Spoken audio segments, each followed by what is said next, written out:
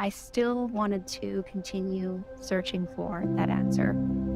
So I had already felt like in my heart I was Muslim, but then practicing Ramadan and having that space to also learn more was really important.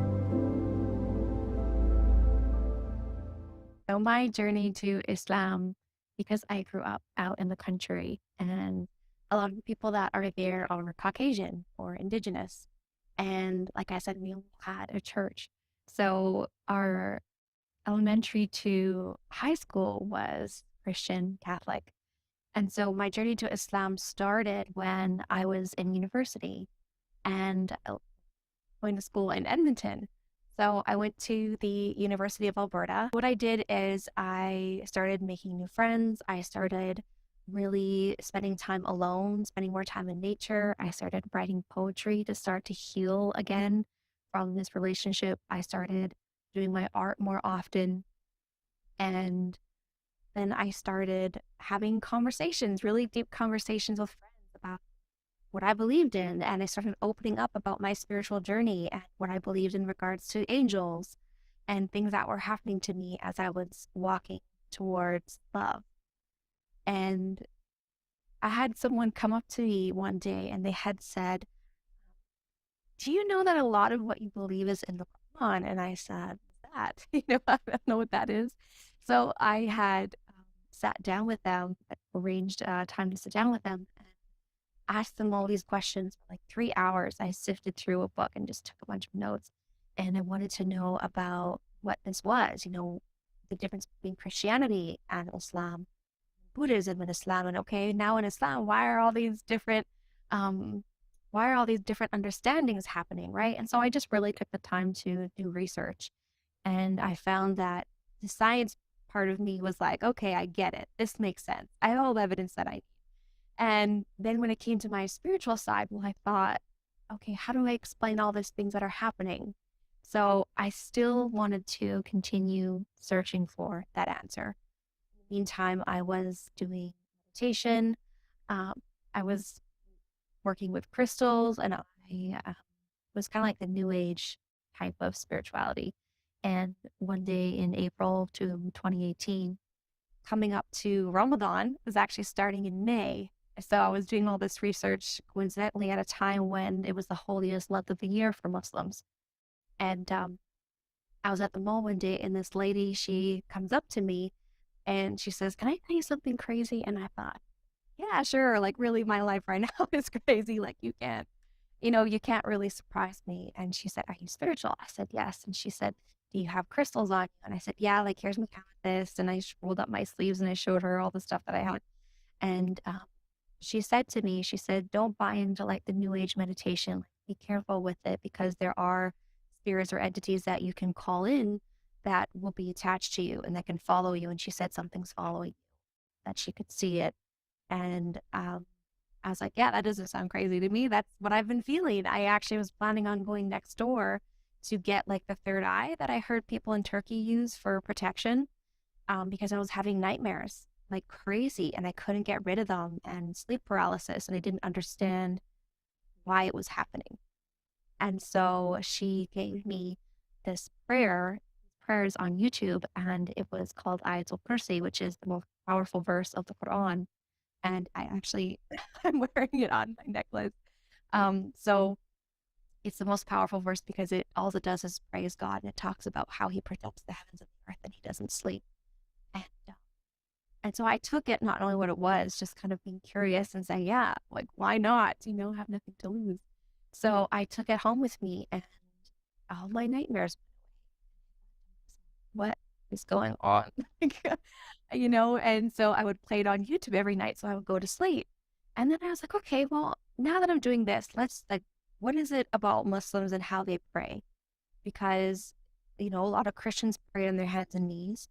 And in the Bible, it says the true believers pray on their hands and knees. And I'm like, I've never done that. Like, I don't know what that feels like. So, in spirituality, the center of the middle of your forehead is called your third eye. And it's kind of like an awakening, enlightenment.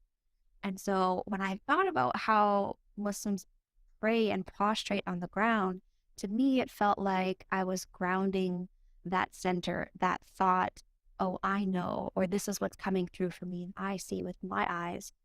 I'm grounding that and I'm submitting that to God and asking God to give me what He wanted to see, not what I wanted. And so I started doing that, and it changed my life. It was like Muslims pray 5 times a day. And so I didn't understand why, but it's according to the sun. And it feels like you're re-energizing, recharging your soul every single time that you pray. And I would notice it because it changes every day with the sun. And I had an app that would tell me when it would go off. And so I would go throughout my day, I'd meet someone amazing and I would speak to them, have a great conversation, and I would be drained. Like, oh my gosh, it must be time to pray soon. Like, can I go pray? And my phone would go off or it would light up. And I would get that confirmation from the divine with like that all the time. And it was happening so often with so many different circumstances.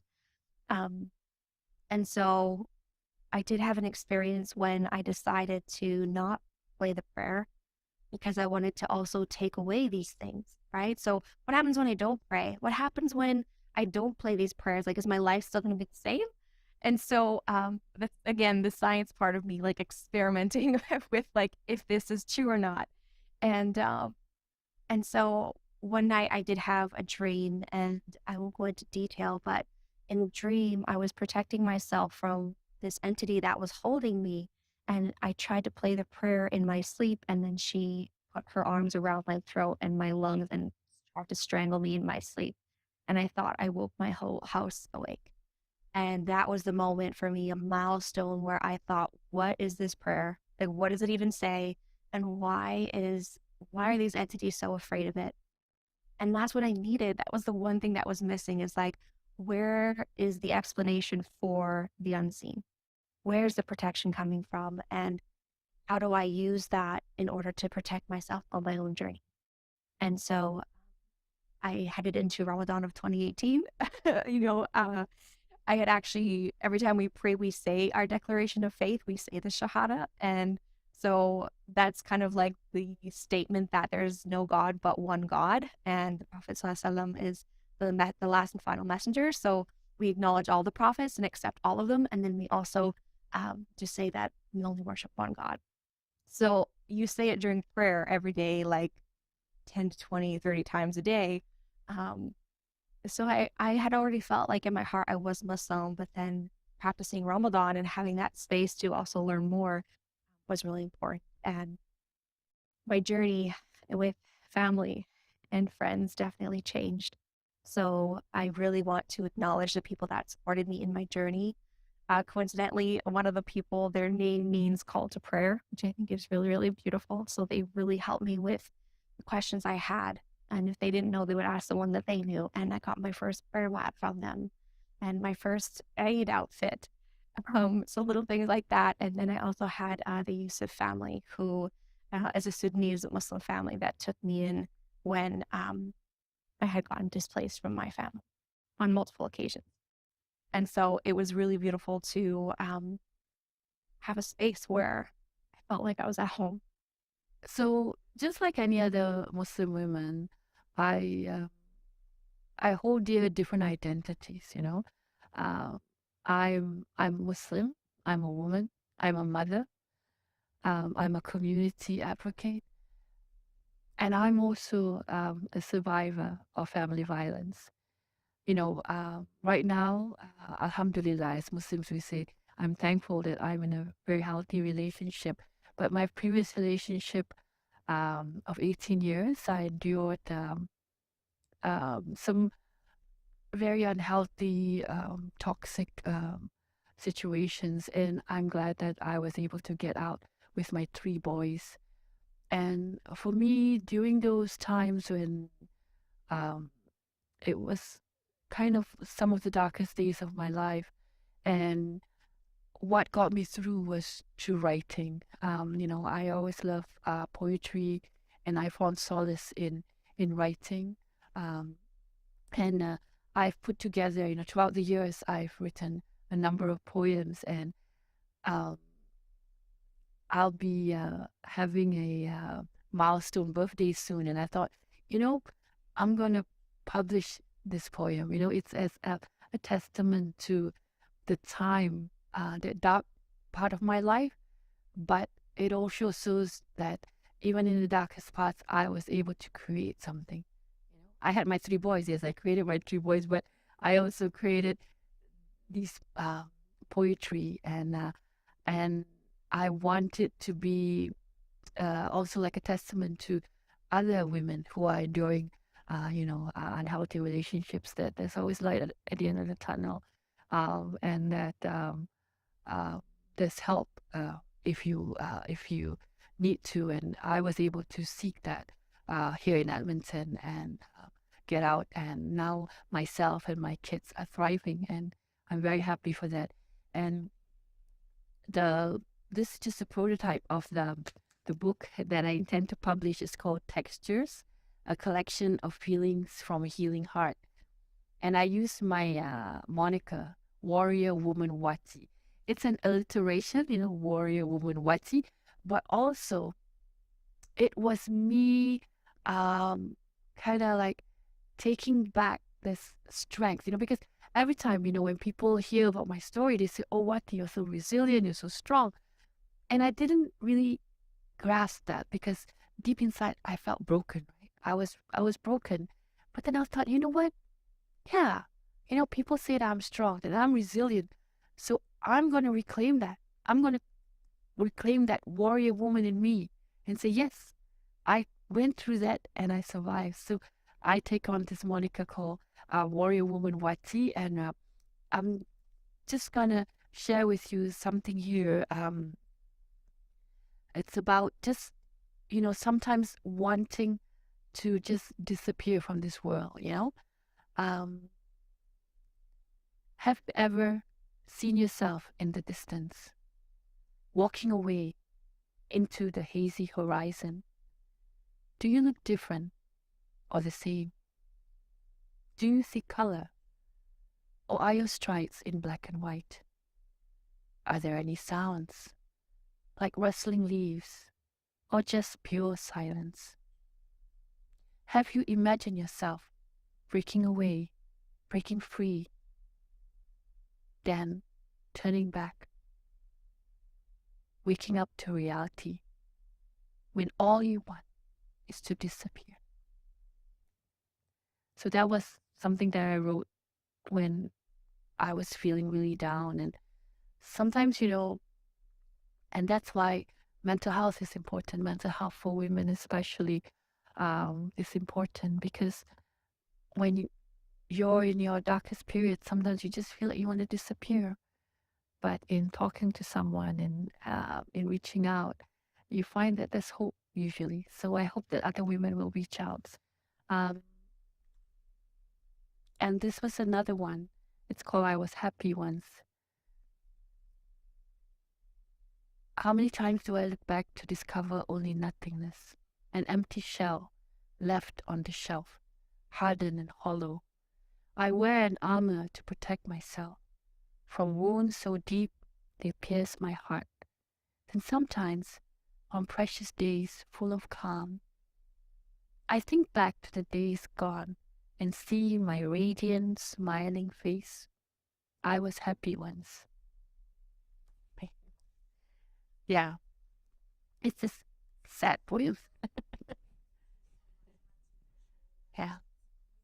Today, I don't practice Islam because of what it has, how it has affected me as a young girl growing up in a very strict household. Growing up with a father that was a hardcore Muslim and very strict. I want people to know about Islam, that even though I was a young practicing Muslim girl, I no longer practice Muslim now, based on the childhood that I experienced with my father. There's nothing wrong with the religion of Islam. It's how it's presented to you. Like if it's force fed into you, that you have to it's spoon fed into you. You have to do it.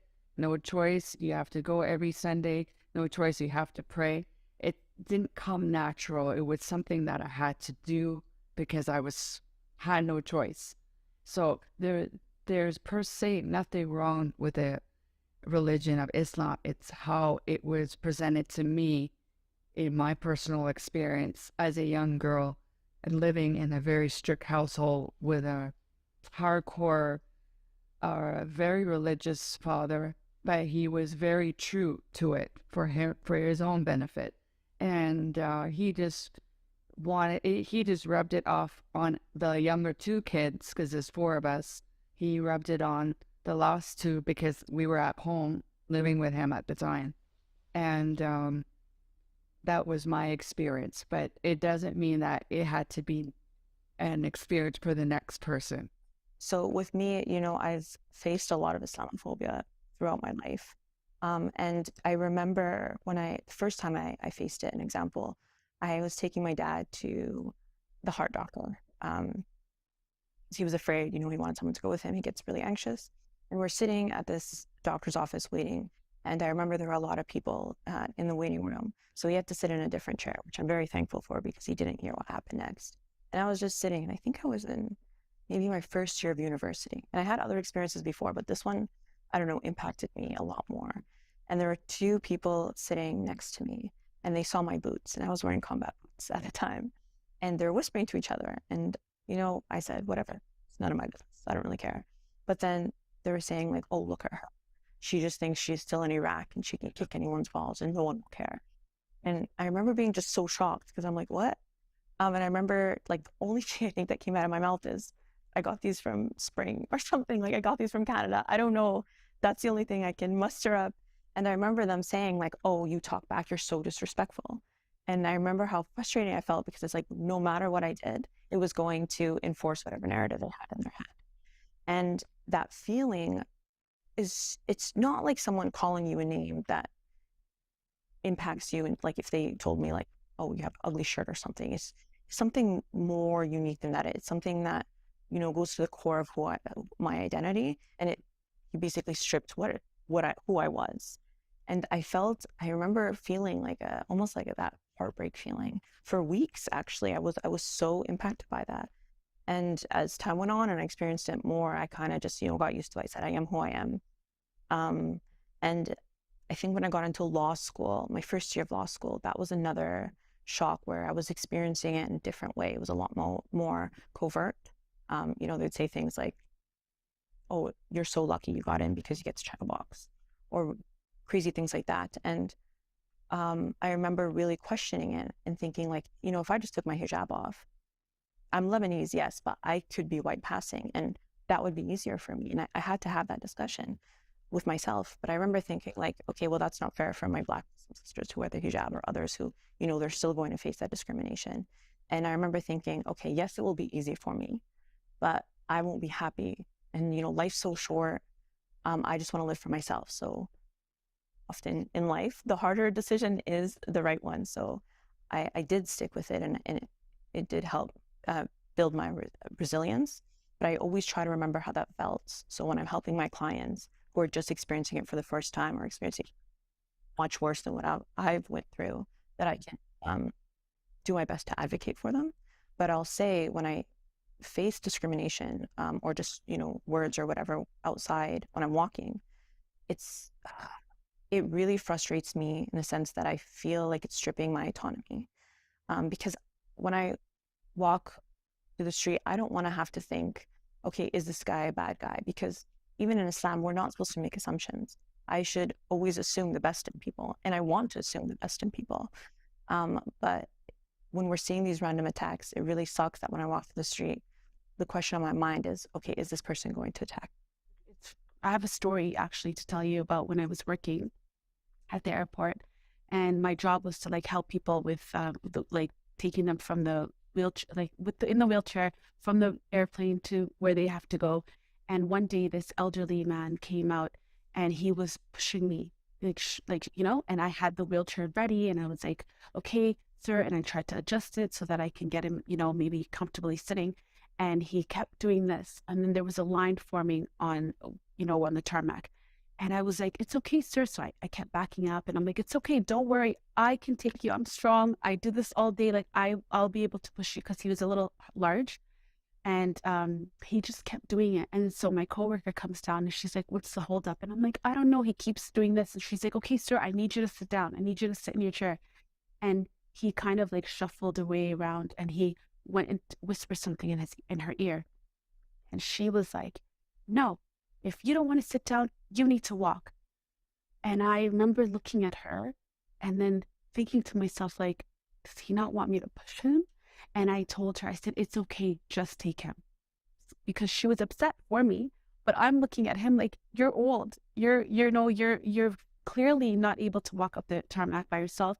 So, again, with my religion and my culture, we're taught to respect our elders. So for me, it was like, it's okay. You know what? Don't worry about it. So she was like, are you sure? And then I said, yeah, no, don't worry about it. And then he sat down and she looked at me again and she said, I'm sorry. And at this point, I'm embarrassed at the lineup that's forming because everybody's seeing this. I wasn't really upset until I was upset because I was wondering to myself, is it because I'm Muslim? Is it because I'm Black? Is it because I'm a woman? Is it all of them? Like how are you refusing help from somebody because of their race, because of their religion? You need me. I don't need you. You need me to help you. And I'm here to help and I'm happy to help, not just because it was my job to do so, but I would do the same thing on the streets. If I saw somebody needed help, that's what I would do for them. So I couldn't imagine.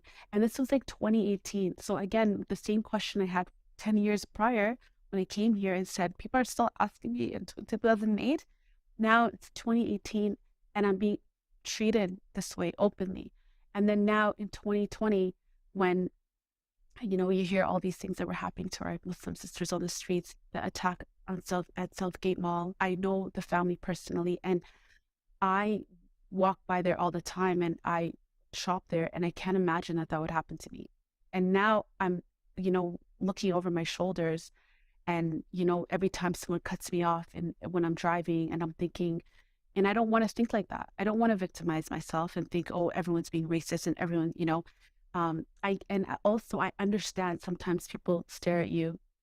When I met some people that came from Africa, like some of my relatives, and they would just stare at us all the time. And we tell my mom, like, why are they looking at us? Like, what, they wouldn't say anything. And then my sister who had been to Africa already, she goes, they're looking at your mouth. They're looking to see the way you talk because you sound like you're talking Chinese to them. Like, they don't understand. So they're just trying to how's she moving her lips? And I get it. I understand because I do the same thing when I see somebody who's speaking a different language I don't know. I do. I kind of just want to, especially if you want to look at them to learn, you got to see how they're moving their mouth and how they're pronunciating and stuff. So I get all of that. His Highness the Aga Khan, who's the current Ismaili Imam, has this quote that I use, and I start my anti-racism class, but a bunch of my other classes actually, with this quote. And it talks about how one of the things about the world that we live in right now is that as things have gotten more complex, we want to retreat inward. The more diversity we're confronted with, the more complicated it seems, and humans don't deal with dissonance well. And so we want to kind of scrunch inward.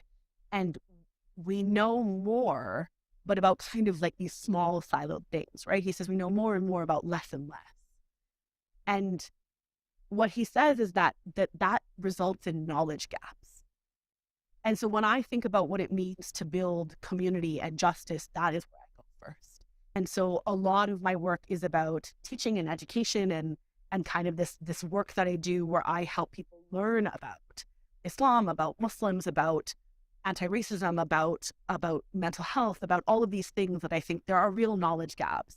And I want to believe that people are responding in the ways that they are because they just don't know better sometimes. And so closing those knowledge gaps, I think, is a huge piece.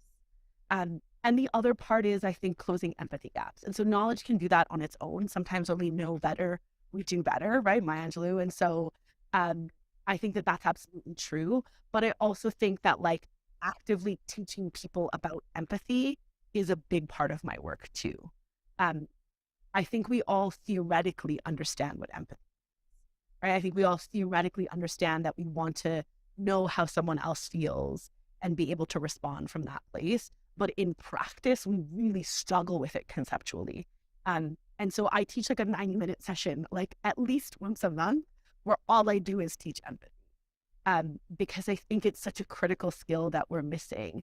And when I teach my anti-racism class, on Monday, my partner in the practice and I were in Red Deer teaching a session about Muslim mental health. But in all of these sessions, I always start with at least an hour on empathy. Because before I give you content, before I teach you about anti-Indigenous racism, or before I teach you about Muslim mental health, or before I teach you about whatever psychoeducational thing I want to do, we can't do that work if we haven't built the foundation of empathy first. Even as a professor, that's where I start. I start with empathy because to learn about religion, you have to be willing to actually enter into the world of another. And so when I think about what it means to build community and justice, that is where I always start, with empathy as the foundation. And honestly, it's the foundation of my practice as a therapist too. So my practice is called Rahma. And Rahma in Islam is the word that we use for Allah's loving compassion. This kind of encompassing notion of a divine whose very nature is to be loving, compassionate. And what does it mean for us as humans to reflect that quality? And for me, that's what empathy is. It's how we reflect Rahma. As the face of KidFit, I feel like I have the responsibility to give back to my community, to inspire the youth around me, and get the non-Muslims and Muslims to come together. For like example, I run tournaments with over 100 players. 50% are Muslims, 50% are non-Muslims, and at the end of the day, we're all coming together to play this one sport, whether it's basketball, soccer, ball hockey. We're all coming together and showcasing that sports are so diverse, and we're all coming together to do one thing at the end of the day. Yeah, so we have 12 teams today. There are 21 games, and they're all playing for a cash prize of $1,000.